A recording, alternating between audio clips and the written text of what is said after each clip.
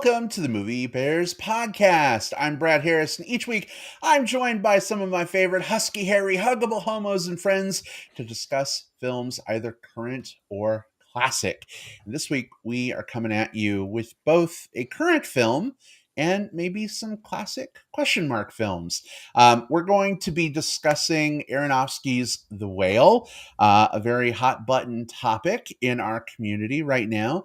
And to balance things out a little bit, maybe we're going to be talking about some movies that lend themselves towards body positivity. So we're going to celebrate big people, and we're going to look at a movie that maybe doesn't celebrate big people, maybe does. I don't know. We'll find out in our conversation what we think.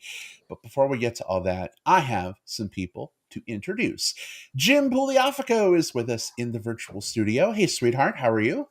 I'm doing good. Thanks, babe. And I am interested to get into this discussion with you all.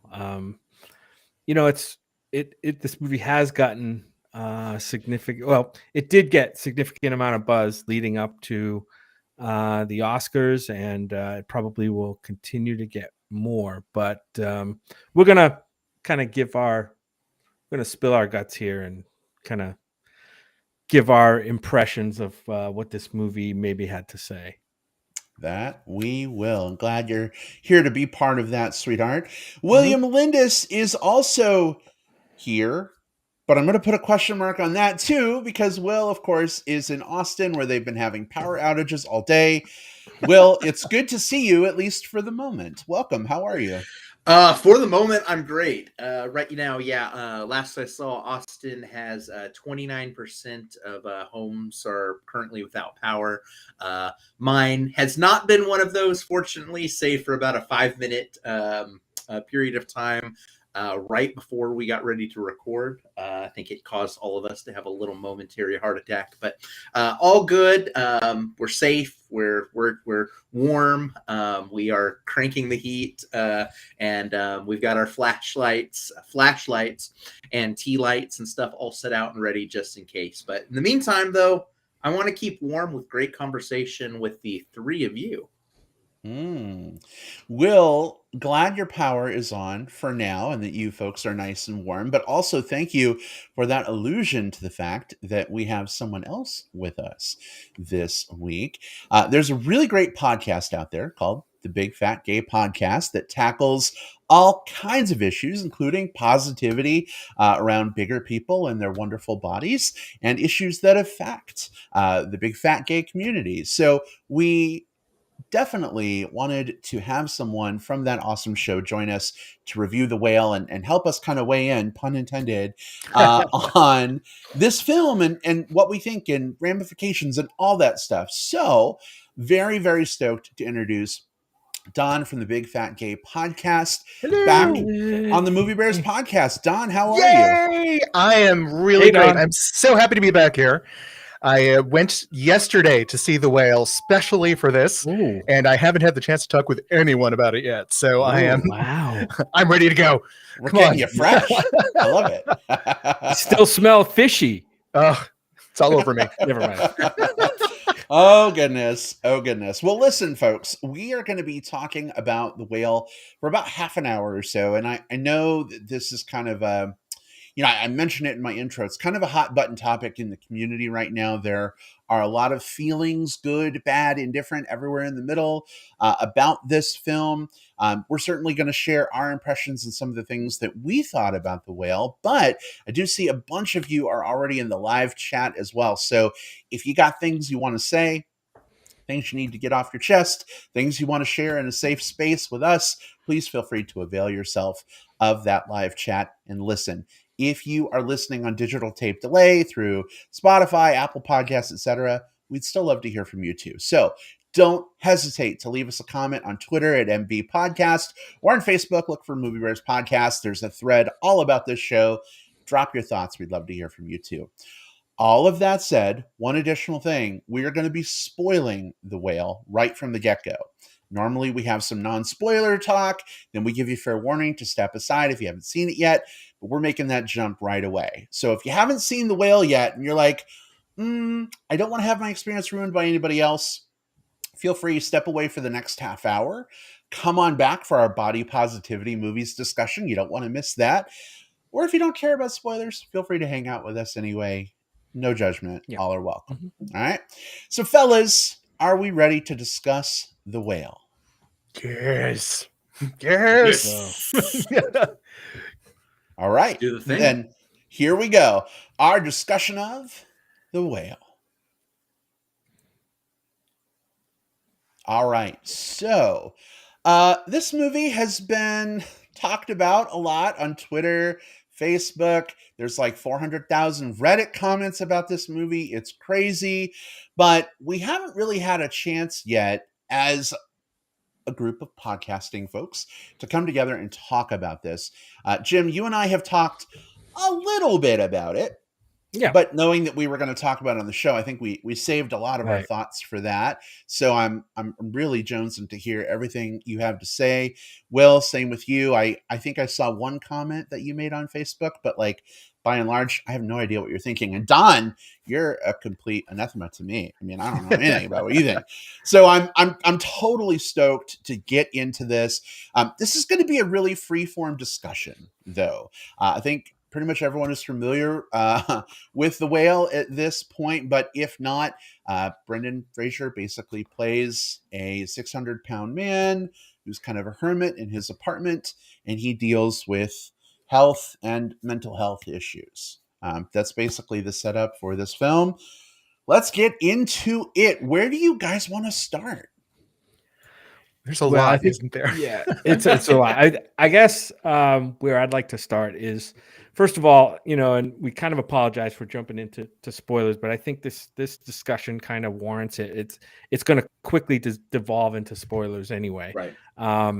Unfortunately, though, this movie is not yet on any streaming platform. So, and it may be difficult to find depending on where you live. If you only have the mall megaplexes near you, it could be difficult to find because its run was probably over a month ago, really, I would say, even though it's gotten some award mentions.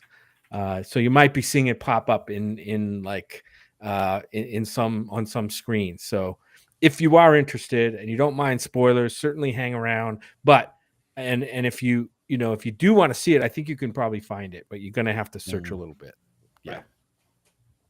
Cool. But we saw it probably a month ago. Was it a few weeks? Something like that. Yeah, a few weeks ago. A few weeks ago. And I know, Don, you're fresher on it. I'm fresh in the figure. Really anxious to hear what you have to say. I generally have mixed feelings on this film. I think I generally also I kind of appreciate Darren Aronofsky's films. The director, Darren Aronofsky. He definitely, though, comes with the baggage of his sensibilities, right? And his movies are sometimes difficult to watch unfold. He seems to revel in misery, I guess, a little bit. I don't know how else to say it in a lot of his movies, but I think he's trying to say something at least. In this movie, is he successful? I say partially yes and partially no. And we're going to get into the reasons for that. But so my feelings are mixed. And I think that's as far as I want to go till I hear maybe more about what you guys thought. And I think that's probably where we should start because there's a lot to peel back on this movie. And I think we need to get into the idea of the big question, it's on our thumbnail. It's what everyone's talking about is, whether or not this film treats its fat character well, or if it's fat-phobic. I think we should get into that. But before we do so, I like the idea of us just sort of giving our initial impressions, just sort of like, did we like this thing or not? Don, you're fresh out of the gate with it. How did it fit with you? I am. Well, first off, I always have some issues whenever I see a stage production that's adapted for the screen. It's not easy to do. And this one didn't really try that hard to take it out of its stage environment. It's all in one room, which is appropriate to the character in the story. He is a shut-in. He doesn't leave. And right. When the first time you actually see outside the apartment, he's sort of reaching outside to get some pizza. And that's the first time you realize you're on the second floor. and that this is probably someone who hasn't been right. The fact that he is separated not just by sort of his fear, but the stairs, right? Like I can't picture that character trying to make it down those stairs. That's a very sort of bleak, isolated feel, which stage plays can be great with, and doesn't always sit well with an audience in a movie theater who can start feeling constrained and claustrophobic. And I was getting a little bit of that. A lot of these shots are very up close, and they keep you kind of pinned in these 2 or 3 different corners of the apartment, which adds to this pressure and this pressure cooker that you're in the entire time, which makes it an unpleasant viewing experience. Whether you're going to like the movie or not, it's not going to feel good watching it, right? You have to understand that walking in. This is not a movie that's going to pretend to make you feel good. And one thing I think I want to lead off with is I've seen already a lot of nominations for this movie, and on the performance front, I cannot fault a single one of them. From a performance front, every single one of the actors brought it to a shocking level of competence, just beautifully executed. I'm trying to remember her name, Hong Chow. Is that her name? Hong Chow. Yeah. Oh my God, she ripped my heart out so many times just by feeling what she's feeling, right? She's not making any major points throughout most of it. She's usually just reacting to him. But I think that leads me into one of the things that you have to talk about this, which is the fat element of this movie. I was bracing myself for this movie. For those of you who cannot see me and are simply hearing my voice on the podcast, I am a fat person, which should not be surprising. Which means I'm not really used to myself being portrayed kindly in movies, and none of the trailers I have seen from this led me to expect anything else. And yes, I think I needed to be braced because I felt palpable disgust from most of the characters in this movie towards its protagonist. It is to make a point, right? I understand Aronofsky's point in this, and I think one thing that I quickly separated in my mind was this is a fat character, but the hostility he's getting from people it's framed as being for his fatness, and from some of the characters it is. But I actually started separating out his fatness from his attempted suicide, right? That's what I was watching here. I was not watching a fat person suffer. I was watching a person committing suicide by their intentional suicide. Not just, oh, he's killing himself by eating. He was trying to kill himself by eating. When you see his relationship to food, at no point does he get pleasure or comfort from the food that he's eating. That scene with the candy bar is a great example of like he's about to take a bite out of a candy bar, and then he looks down, he sees something that makes him angry at himself, and then he starts eating as a way to punish himself. And I felt like a lot of the scenes where you see him eating, and they do this horrible thing where they jack the sound every single time he eats. Yeah. Right. To emphasize the lip smacking and the wetness of the food. And you're absolutely right, Don, and I apologize for interrupting, but the one thing you mentioned that really strikes home with me is the kind of the filmmaker seems to want to give a feeling of disgust, right? Yeah. And certainly he gets that from other characters in the movie. But the question is, what does he want from the audience, right? Like, what is he drawing from the audience? Does he want it's hard to. That's where I think the mixed message comes in. Yes, I think what Aronofsky might be aiming for, but missing the mark, if you ask me, is some empathy for this character, right? Mm-hmm. I think there's plenty there to empathize with, but I think what we get though is disgust and pity for this character, and that is not empathy. You know what I mean? It's really interesting because I saw an interview where Aronofsky was asked about like how the fat character in his movie is treated, and he's like, "Oh, I'm really proud of us for treating this character with empathy and dignity." But yet, Don, to your point about like jacking up the volume when he's eating, it's not just when he's eating. Whenever he takes a step, the volume is cranked. It's like thunderous, his steps, to like emphasize how big of a guy he is. Every scene, he's like profusely sweaty, even if he's just sitting on there, on the couch doing nothing. I feel like this movie makes the character more of a sideshow than like some, empathetic dignity piece. I understand, and I completely agree with you, but I actually think this might be a little bit accidental on Aronofsky's part because of the final shot of the movie. The final shot of the movie is him walking towards her, right? And it's whatever he's going through, it gives him lightness. And that last step of his movie, his feet don't touch the ground. He begins to float up, right? So that floatness and the floating and the imagery of lightness, he tried to contrast by making everything else in the movie heavier and more dragging you down on every sense of the word, not just gravity, but emotionally, right? So that to make that last moment, to make the last shot. But the problem is you haven't gotten to that last shot yet. So all you know is he's just making this guy seem, he's brutalizing his representation up until that last shot. And up until that last shot, unless that last shot is something that literally frees you from all the stuff that you've given to you before, it's not going to work. And that lightness wasn't enough for me. It didn't free me from the chains that he hung all over the character and the weights that he weighed him down with the entire movie for me. This is an interesting one because so I had a chance to see that here at the Austin Film Festival. I got a chance to listen to Aronofsky talk afterwards. I love Darren Aronofsky. I love his movies. They're bleak. They are dark movies, but I think there's usually something to be said there. I struggled with this one for a lot of the same reasons that you all mentioned. And first, to get out of the way, Hong Chow is the best thing in literally every movie she's ever been in and probably ever will be in. I mean, she was the best thing in The Menu and she was the best thing in The Whale in the same year. Hell of a year for Hong Chow. I think Brendan Fraser, it's good to see him kind of like making a comeback. I love that he's being nominated for things.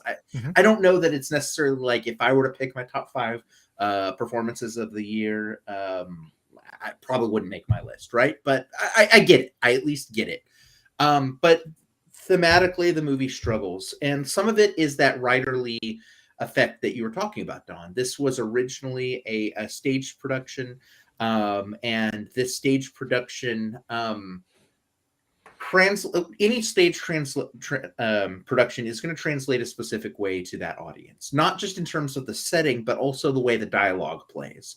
One of the problems I had with the screenplay of this one is I don't feel as though the dialogue was updated enough to make it not feel stagey or writerly. It really felt still like a stage production, which again can be good, but it needed some more work there. And in terms of the thematic elements with the weight, I think even the marketing from A24 has shown that there's a huge disconnect between what they want us to get and what we're getting. There's a poster that they put out on their Twitter page. And the it's just some artist drew a close up of this character. And the quote says, "In my drawing, Charlie's pain is full bleed and stretches beyond the margins, but his humanity and optimism breach the surface in the peaks and valleys of his face." And I wonder what movie they were watching, because I didn't see any optimism. Like, this was a character who, from the beginning of the movie to the end of it, was going through suicide by food, like aggressive suicide by food. And the people in his life, this was also what I struggled with, were obviously supportive of him in some ways, but they also just sort of gave up at different points. Like, that was what really hard for me to watch. This was a movie about, if you take the weight element out of this, and I don't want to do that because I'm also a fat man and I don't see enough like positive representation of myself or even humanistic representations of myself. But even taking that out, this was a movie about a person slowly killing themselves and everyone around them just sort of giving into that at a certain point. And I don't get where the optimism was there for me. Can I interject something real quick there? Oh, yeah. Hong Chow's character there, and I agree with you completely. On the surface, it's just people being crappy to him for what felt like 2.5, 3 hours. Yeah. But when I broke down one of the Hong Chau scenes, I started realizing something different. That character specifically is the counterpoint to the daughter, the wife, and the missionary dude, right? Yeah.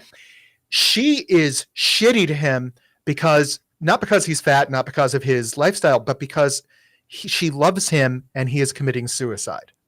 And that's something I don't see being addressed much in the media coverage of this. Is there is someone in his life who loves him, who is fighting him as hard as she can, while also, what do you call it?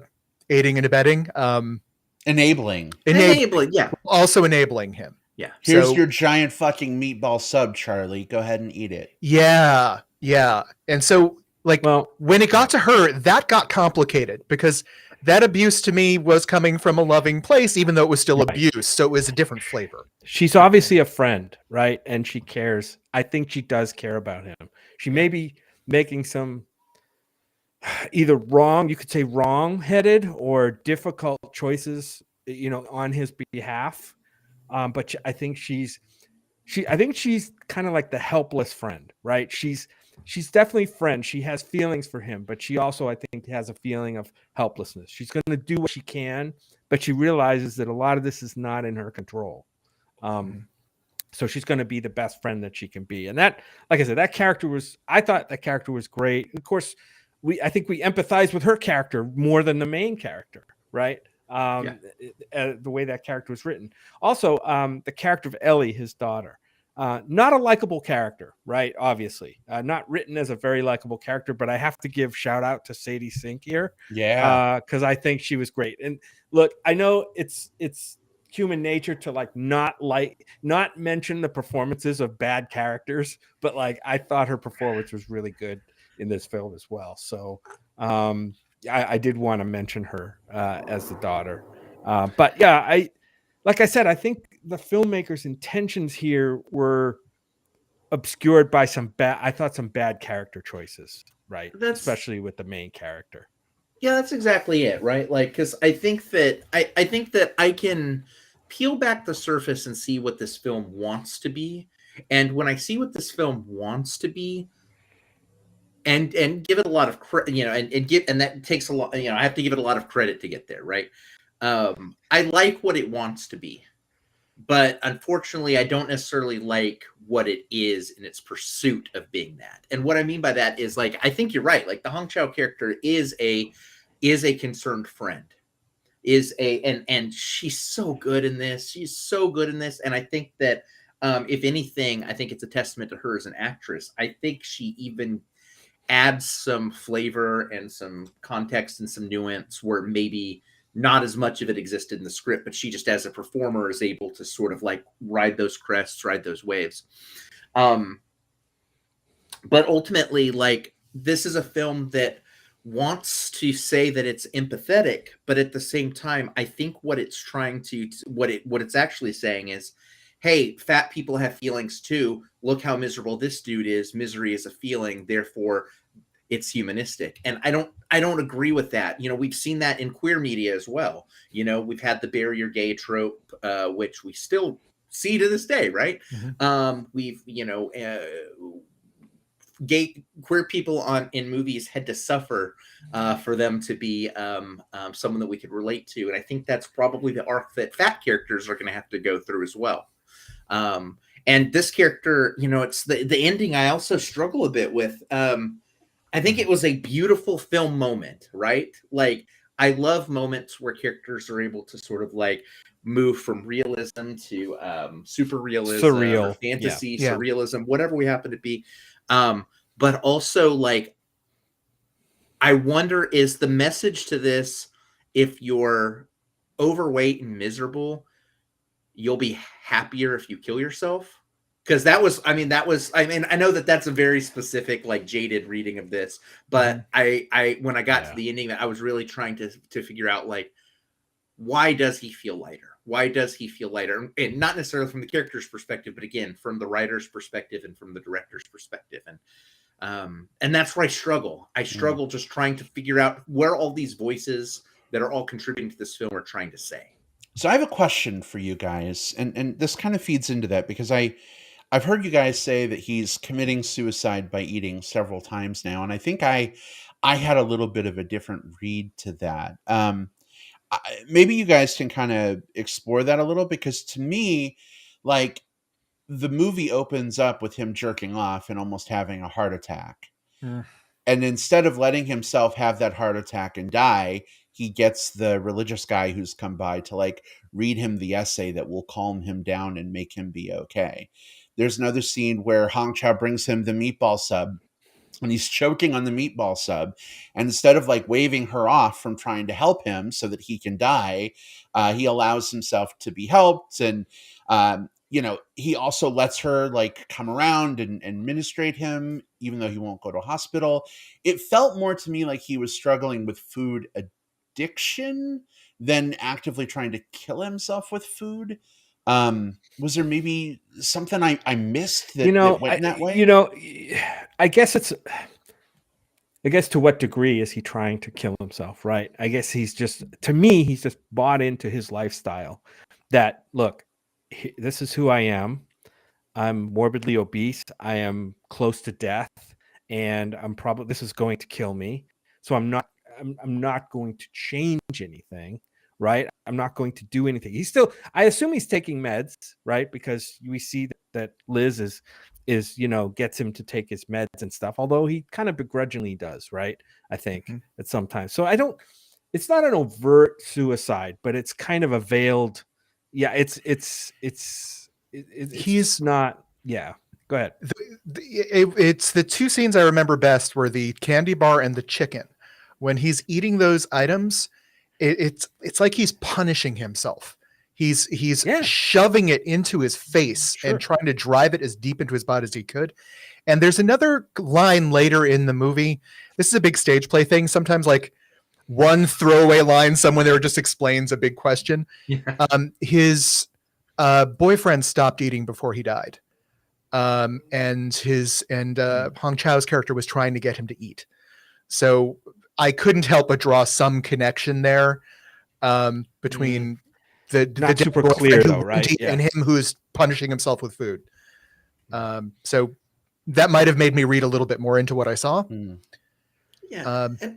I think it's easy to say column A and column B, right? Like, to Brad's question about like, is it, a compulsion, is it an addiction, or is it like, I don't think it's like he's waking up each morning, like, saying like, I'm going to kill myself by eating food. I think it's more just like he's resigning himself and digging into it and digging himself, despite sort of like the hands that are being offered to him and the different options that he has, out of it. And one of which is, and they explain it away with kind of like, oh, I want to give my daughter the money thing. But like, he has the money to like treat himself medically and doesn't, right? He's not going to the hospital despite the fact that he could. So all of those different things. Again, I don't think that it's necessarily like a conscious thing, but I think especially when someone is going through depression, when someone is dragged down, like there's this like almost like your subconscious does things to you the same way that your conscious does. Yeah. And there was something that also made. Oh, sorry. No, go ahead, Brad. Did you want to read the comment from Ham? Yeah, let me do that real quick. So Hammy in the chat says typically when people are depressed, their desire to die goes away as soon as they're confronted with their mortality. It's weird. Your brain tells you that you want to die, but your brain is lying to you. It's interesting. Yeah. And obviously the character had some level of depression going on. What, Don, you were going to say something right before I rudely interrupted you. It's a bit of a throwaway, but one of the things that just kept hammering home that rang false to me and didn't speak to an actual like fat issue is he's refusing to go to the hospital, and I assumed I knew the reason why until it comes out later on that he has the money. He's just choosing not to spend it because he wants to give it to his daughter. But like fat people not going to the doctor is a very real thing because of medical fat phobia. And we're just used to being dismissed, ignored, or just blamed for our sicknesses. So that was a missed opportunity. Yeah, that made me just go like, oh, there were no really fat people associated with this movie because let me tell you why he's not going to the doctor. Let me tell you why. Yeah, that's exactly what I thought when Hong Chow was having that conversation with him at first about not getting medical care.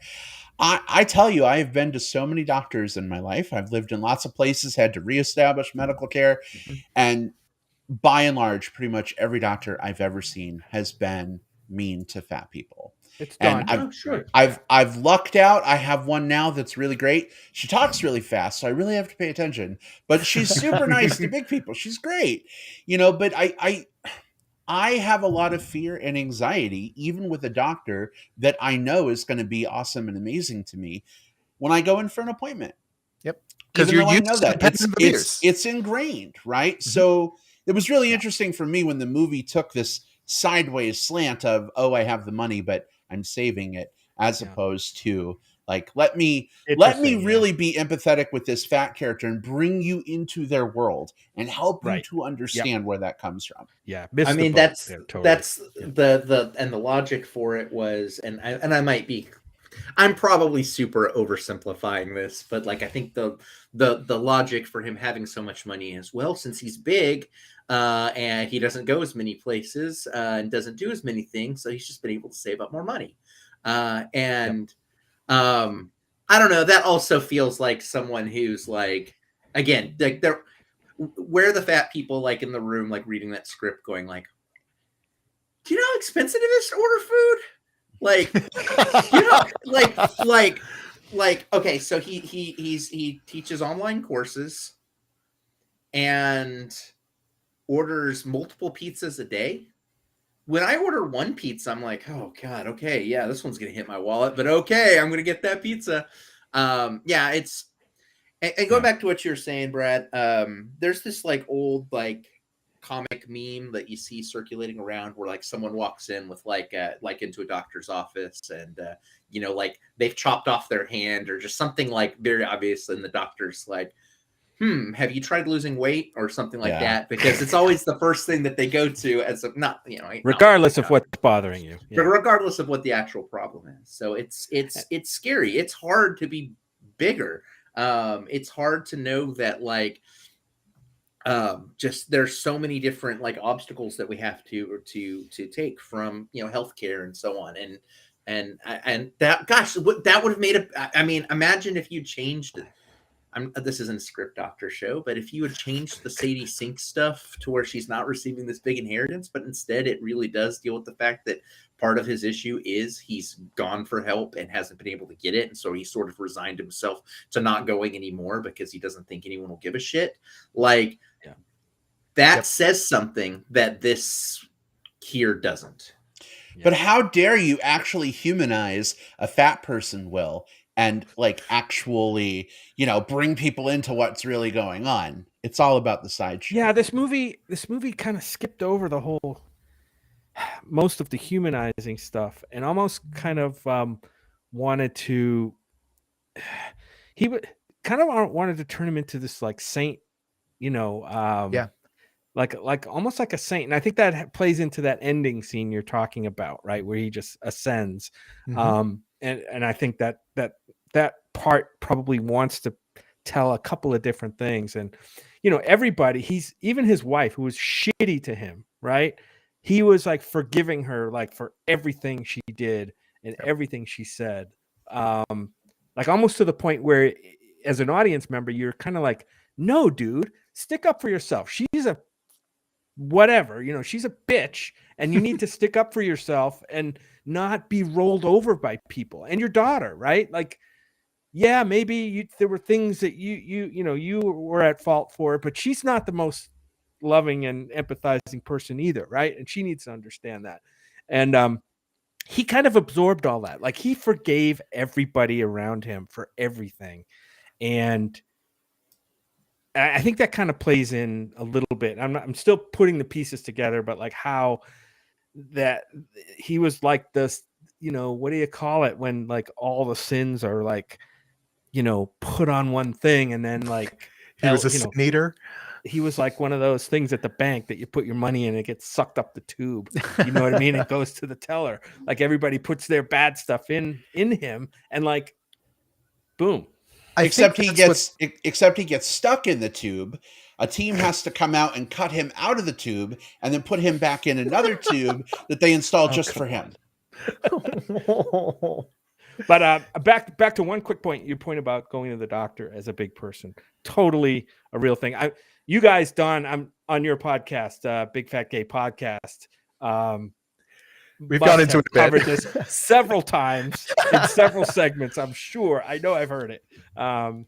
That's a plug for their podcast. It's a real thing, and it's such a basic thing to being a large person in the modern world that it's weird that this movie doesn't touch it in the slightest. Yeah. And I think that one thing that we've talked so much about kind of the other elements of this, like Darren Aronofsky is a good filmmaker. This is a well-made film.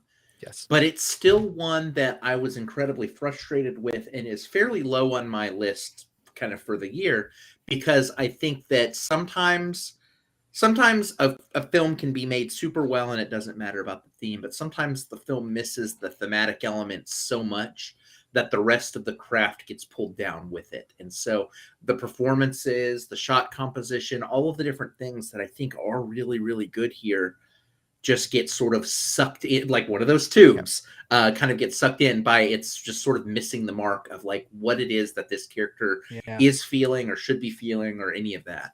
I wonder if there was anyone of, fat people or bigger person involved in the writing of this script this screams to me that like a room full of, in shape people or thin people got together and their impressions of fat people and their issues. Right. I mean, just kind of that surfacey thing and very cliched stuff gets thrown on the paper.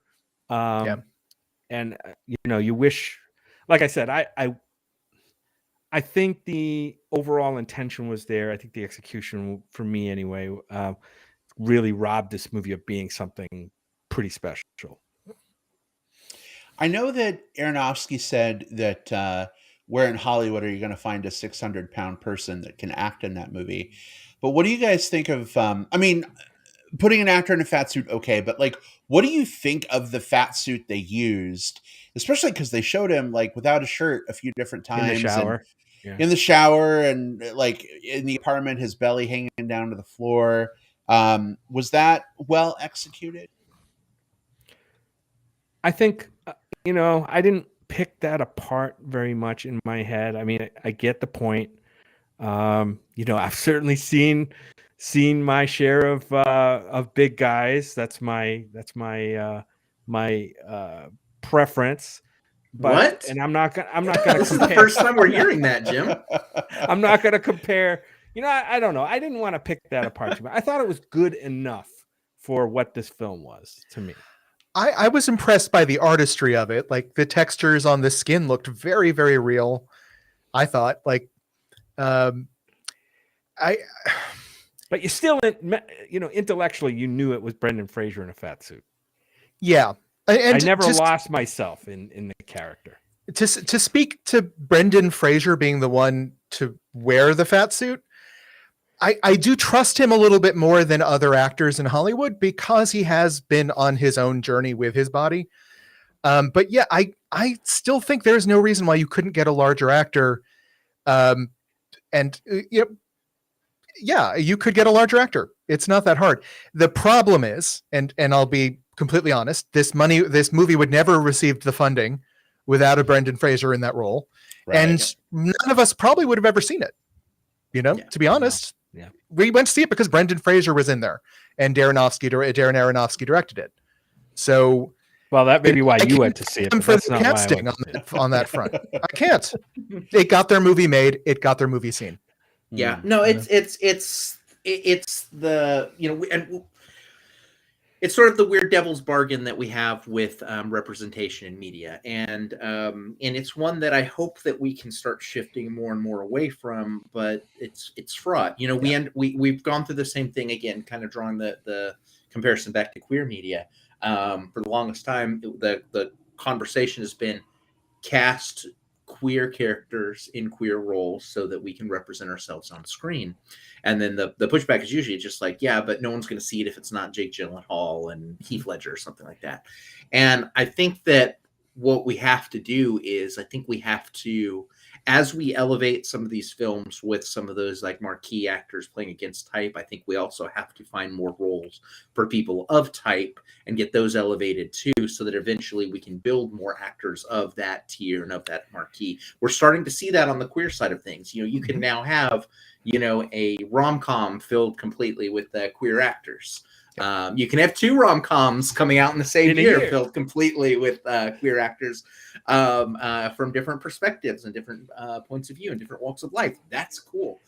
We can't really do that as much with marquee heavyset actors, but that's also because we're not elevating actors into those roles. So it's right.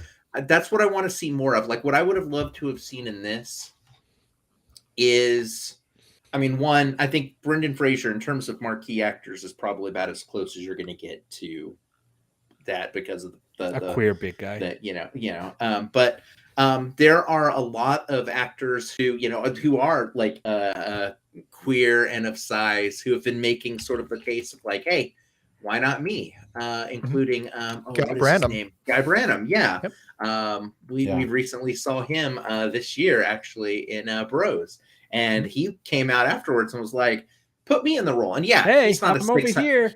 He's not a 600-pound man, but at the same time, I think that even if you had to put someone in some prosthesis to get to the size that you needed here, maybe it's hard to find a 600-pound actor that does these. But if you're going to put them in a prosthesis anyway, then get someone that's closer to it at least. Yeah, and it can at least understand the point of view and the perspectives that are being portrayed, right? Yeah. That can portray the empathy from a more realistic perspective.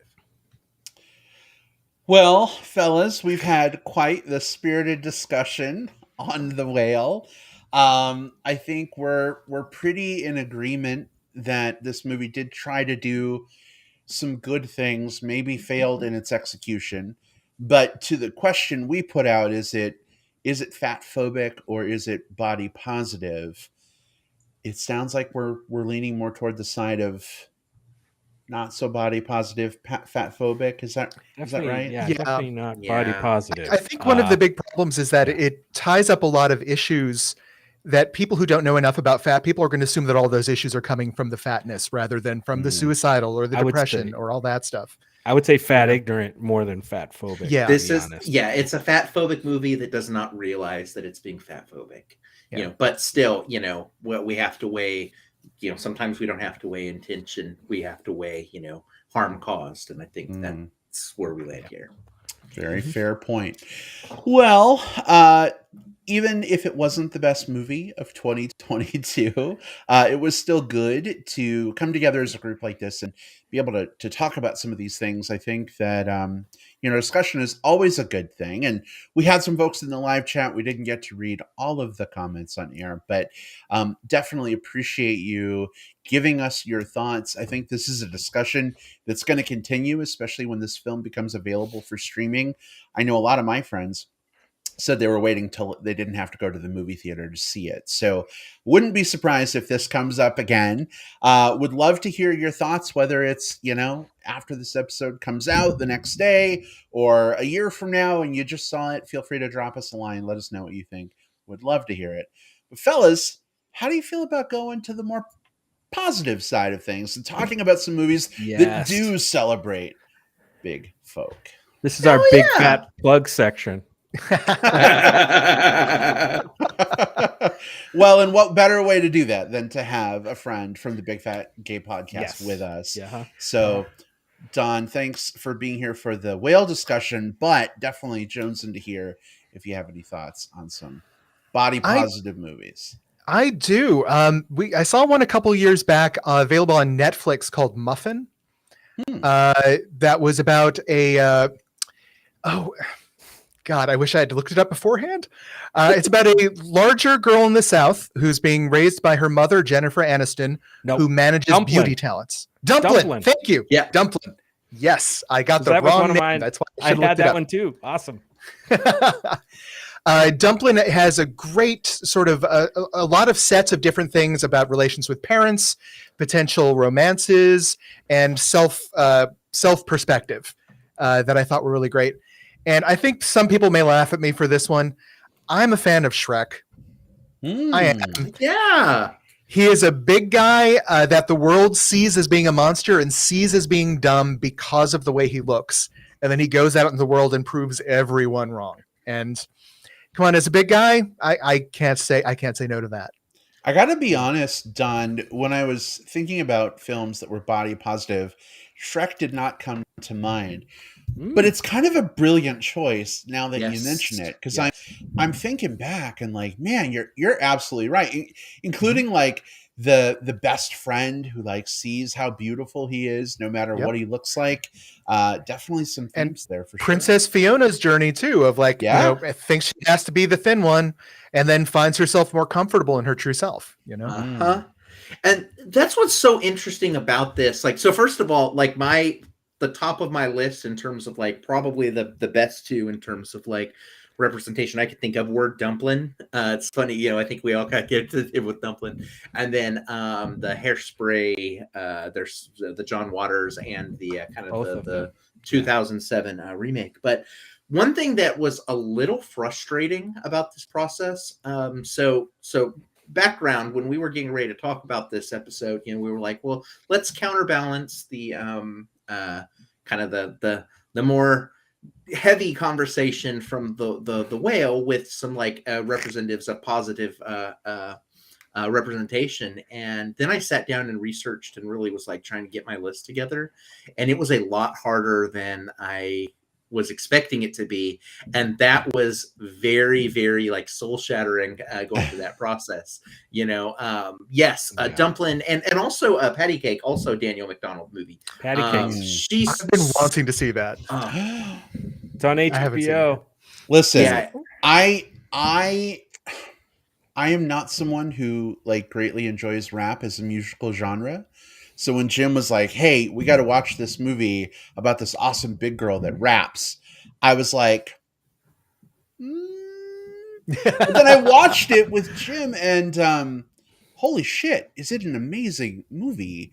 And it kind of made me a little more interested in rap. I downloaded some of the songs from Apple Music from that movie. So that's a good pick too.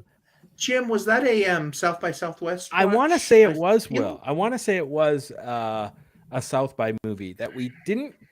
I think we saw it later in the festival or something like that. Yeah.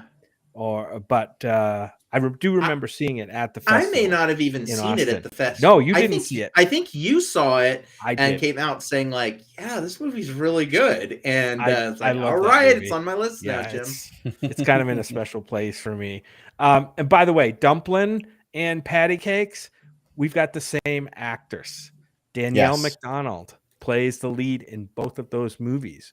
And she's really good. Really good. She's Australian. Like a lot of great actors come from Australia for some reason, and you know are well adept at playing non-Australian, characters not from Australia. But she's really good. And also in Patty Cakes, Babe is the actor that we love, who plays Barb, her mother in the movie. Yes, she's amazing. Bridget Everett is a great good actor. She's in another show that I think is, has a positive portrayal of at least a main character that is a large person, called Somebody Somewhere. Yes, thank you. I have been singing the praises of that series for a year, and I haven't found anyone else who's love so that good. Series. So Bridget good. McDonald, Bridget Everett is so great in it. As a large woman coming back home to the Midwest town that she grew up in, and dealing with all those things and loss and stuff like that. But if you haven't seen that one's also on HBO or HBO Max, or if you haven't. Such a great show. A great series.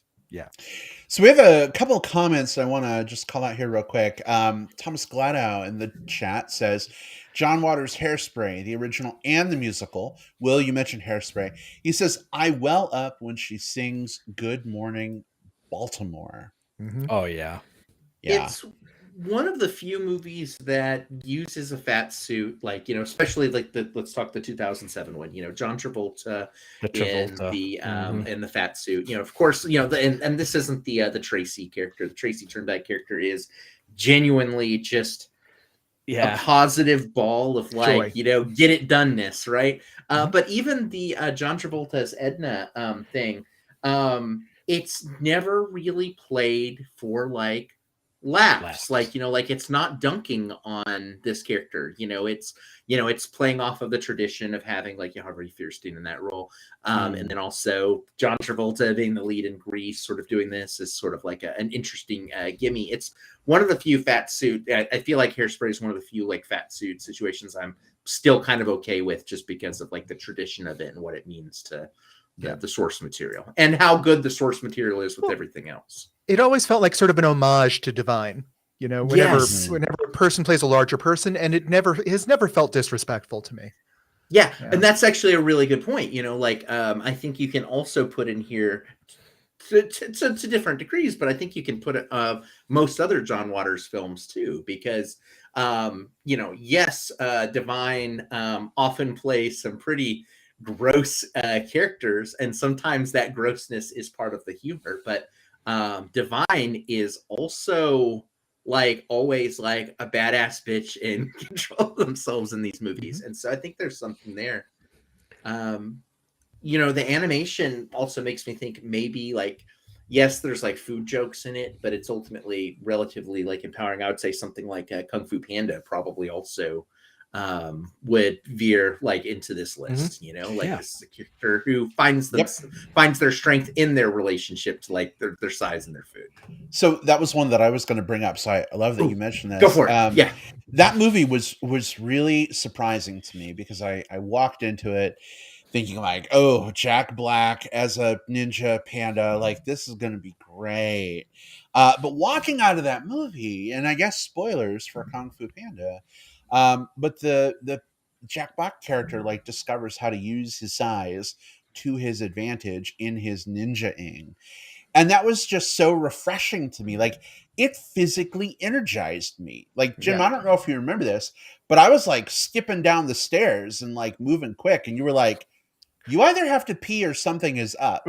And I was like, that's usually me. Yeah. I'm like, this movie just makes me feel like big people can still be physical and awesome, just the same as anybody else. And I have a friend who saw that movie and went into a martial art as a result of that. And I've been following his martial arts journey over the last 10 years since that movie came out. And now he's like really high up in his martial art. And it's kind of crazy. Like, he posts videos on Facebook of him like doing all these crazy, I think it's karate that he's part of, all these crazy like kicks through boards and like throwing people around. And it's just amazing to see a big guy do that. So we gotta give props to Kung Fu Panda. If you want to track down some more of that, I just want to point out, go back for some old Kung Fu martial arts Sammo Hung action. One of the godfathers of martial arts is this little round dude that puts Jackie Chan to shame. He's amazing. Whoa. And Enter the Badlands has some amazing sequences with Nick Frost basically doing martial arts that is amazing and beautiful and executed as perfectly as everything else on the show. Is he doing them in leather? I'm sure in some of them. Yeah. Yes. Okay. All right, so next week we're reviewing Enter the Badlands. And if you haven't seen Nick Frost in Enter the Badlands, he's amazing. They did a great job using him. I would like to enter the Badlands. There's something that's happening here that's pretty interesting, in that it's animation is coming up a lot here, right? And I'm thinking about even like there are larger characters in stuff like how to train your dragon, it's not a movie, but very recently. Wait, there are larger folks in How to Train Your Dragon? Yeah. And Lilo and Stitch. Thanks, Lilo and Stitch. Okay. Thanks, Dean. We love you. But Dean DuBois movie? No way. But also check out like Hamish Steele. He has his 2 seasons on Netflix of Dead End Paranormal Park, and the main character of that is a heavyset trans male character, and the weight is never like that's just his size. Yep. And even the transness of it is definitely it's a part of the story, and it's he has to deal with just some of the family parts of that too, but from the way that the other characters view him and interact with him, it's also sort of a non-issue, and that's super refreshing. That's one of those shows that does representation incredibly well. Unfortunately, Netflix canned it after 2 seasons, which is happening all too often. But go check out Dead End Paranormal Park. That's my little other plug. It's a TV show, but goddamn, it's so good. And it's also child appropriate if you're watching it with kids. Yes. Yeah, I think TV is okay to bring up here as well. We've already had a couple come up, so I'll just throw one out. I really enjoyed watching Shrill on Hulu. Edie Bryant from SNL.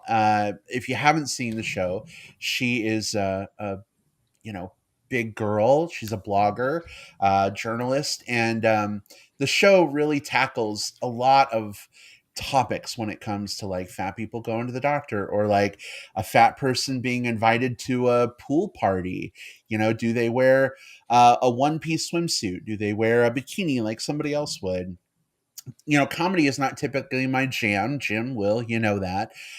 But the comedy is really sharp and smart here, and has some amazing things to say about body positivity. I actually told a friend to check this out, and he's a straight man. And he replied with 2 things. He's like, 1, bigger girls were never on my radar before, but she's really pretty, and I love her, and I would totally date her.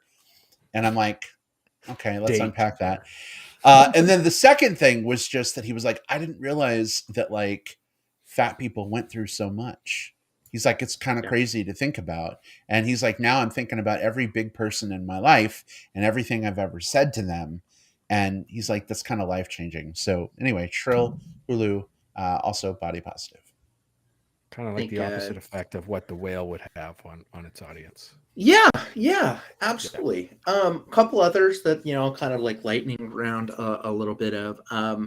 I surprisingly, as I was sort of thinking through things, I kept coming back to Fat Amy from the Pitch Perfect movies. And she's a kind of like a brash, obnoxious character, but she's also kind of like a take charge character. She's overtly sexual and is able to snag,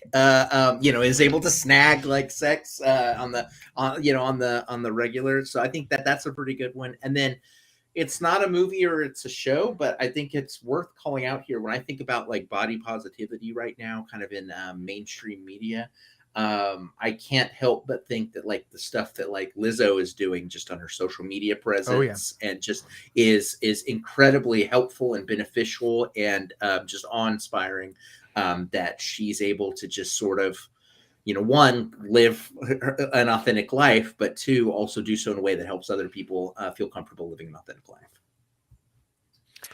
life. Do we want to mention Moana?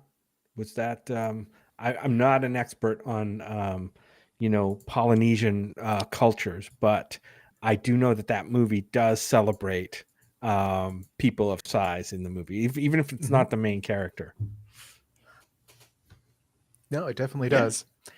I would also throw out Pose as just a show that is generally body positive in general, and I think that was a good one for me. No, fantastic. It came out at the right time. And the other thing about Moana too that I think is neat, kind of going back to that one. We talked about the Maui character and kind of his size, but even Moana herself, she's not a large character, but she sort of broke a trend of Disney princesses having to be this like very like rail thin or like specifically proportioned. She is a broad-shouldered athletic character, and we also got to see that with Luisa from Encanto. Right. you know, who is a character of size, who also is sort of like you. Her issues are having to do with the pressure she's putting on herself, not, you know, the, you know, issues coming from her size. So we're seeing more and more of this, and animation is by and large getting it right. Mm-hmm. It's a process. It's a process, and there's setbacks, but there's some cool stuff out there. Let me throw out some surprise representation I ran into last year with Abbott Elementary. Okay.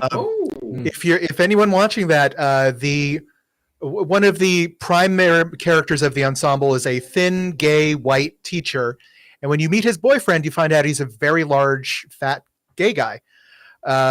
And what was kind of awesome about it is when everyone meets him, they're not so much shocked as that he's fat. They're more shocked like he's dating a black man, you know, because the entire school is black, and the one white guy there is like, really? He managed to take one of us? All right. Yeah, it was very cute. It was very cute. That's awesome.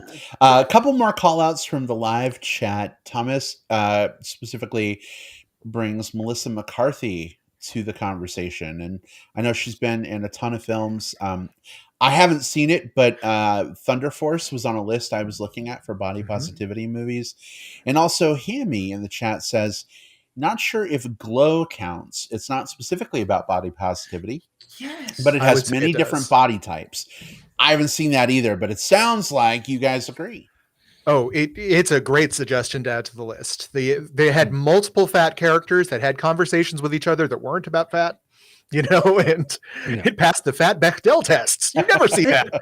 And even some of the non-fat characters also were of different body sizes. There's one character who was, I don't want to say the word too thin because that's loaded, but like would be if, you know, whatever, like the baseline television normal, she was the opposite direction thin.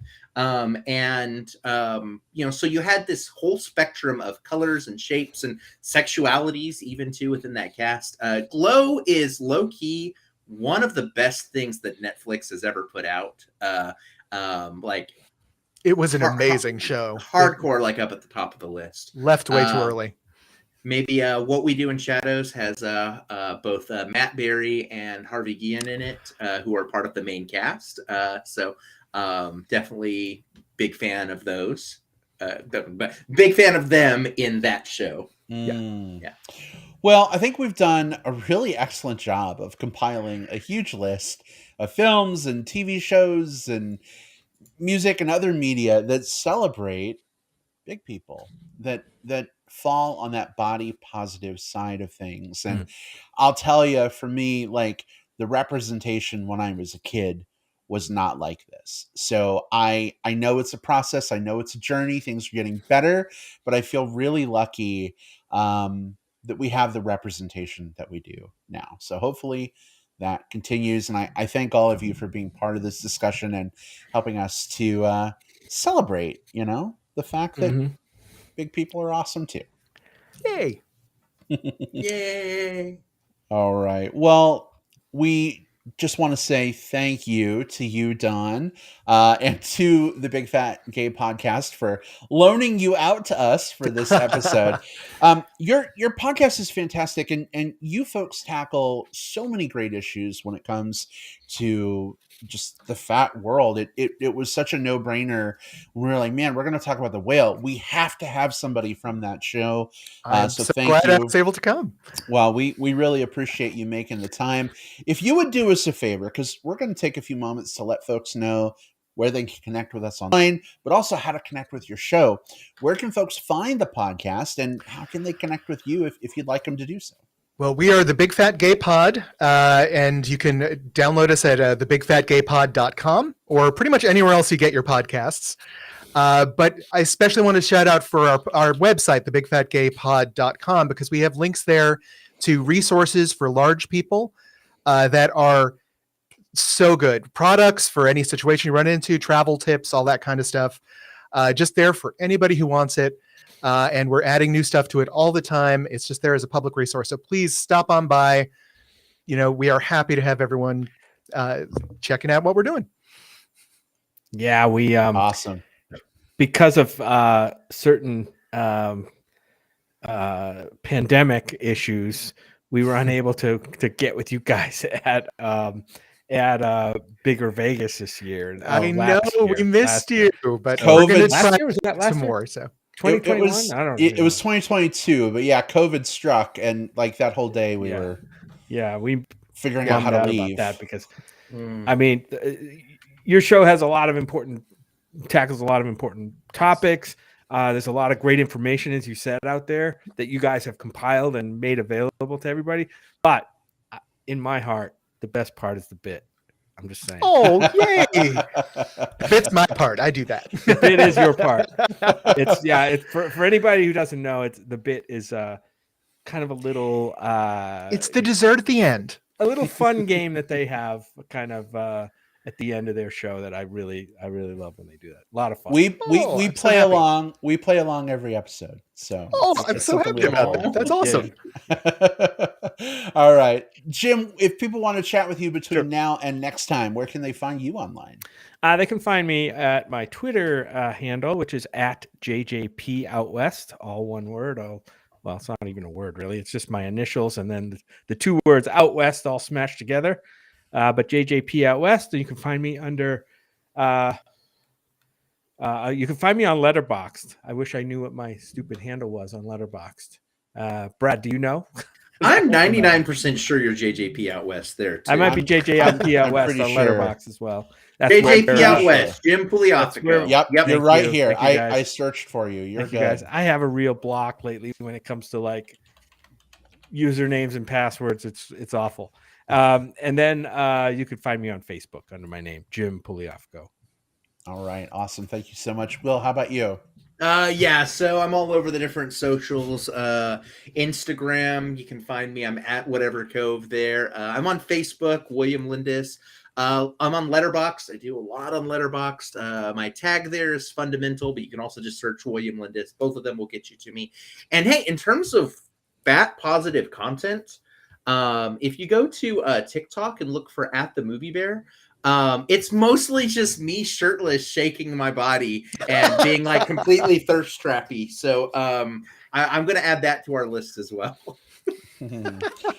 All right. And you can find me on Facebook. Just look for Brad Harris. I'm the one that likely has Chub, Chaser, Bear, etc. friends in common with you. Send a message first before you add me, though, so I know you are not a very clever bot that is ever evolving. AI scares me.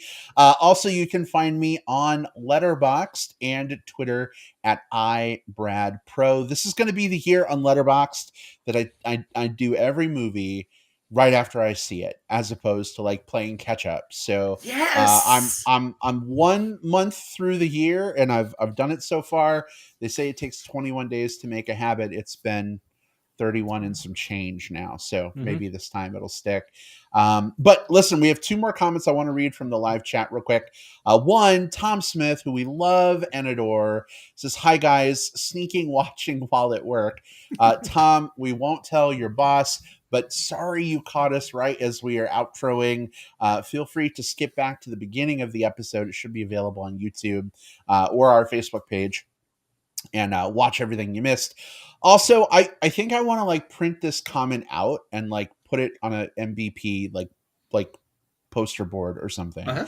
Hammy says, "Whenever the whale controversy comes up from here on, I'm just going to link this show in the discussion. You guys nailed it."